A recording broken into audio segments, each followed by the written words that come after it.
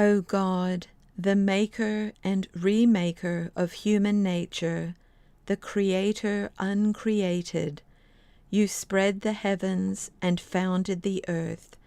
You planted paradise and formed humanity from the dust.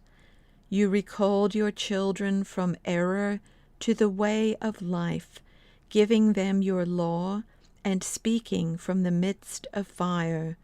You blessed the patriarchs and called the prophets, for you are loving, truthful, and without deceit.